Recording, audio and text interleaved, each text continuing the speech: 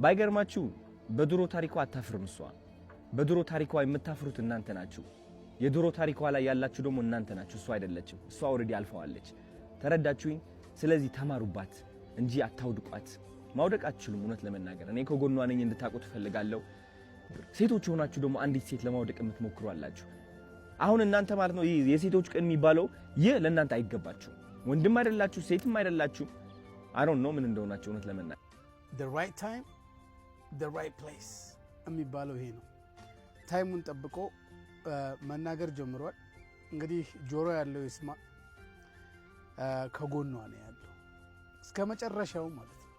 ለወዳጅ እንኳን ደስ አላችሁ እንደዚህ አይነት ነገር ስለሰማችሁ፣ ለጠላትም እንኳን ደስ አላችሁ። በእውነት እነዚህ ምቀኝነት፣ ሸረኝነት፣ ተንኮል ላይ የሚሰሩትን ሰዎች ለማየት ሞከርኩኝ እያንዳንዱ ማለት ነው። አብዛኛው ጭርታም ማዲያታም ያረጡ ከነዚህ ከ20 ውስጥ ካሉ ልጆች ጋር ፋይት እንዴ! እድሜ የሚባል ነገር አለ እኮ። በጣም ደስ የሚለው ነገር ደግሞ እነዚህ 20 ውስጥ ያሉ ወጣት ቆነጃጅት ትዳር ፈላጊ ናቸው እና ትዳር የሚፈልጉት ደግሞ ከ40 በላይ የሆኑትን ወንዶች ነው። you see how smart they are።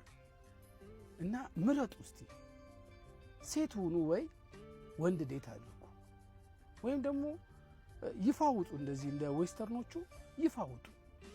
ግድ የለም የሆነ ዱላ ሊበዛባችሁ ይችላል የተወሰነ ጊዜ፣ ግን ያው ፋይናሊ ነፃነታችሁን ማወጃችሁ አይቀርም። እና ለምን አትመርጡም? ካታጎሪያችሁን ምረጡ። እነዚህ ህፃናቶች 20 ቤት ያሉትን ከምታወዛግቧቸው ምረጡና እኛ እንደዚህ ነን በሉ። ይሄው ነው።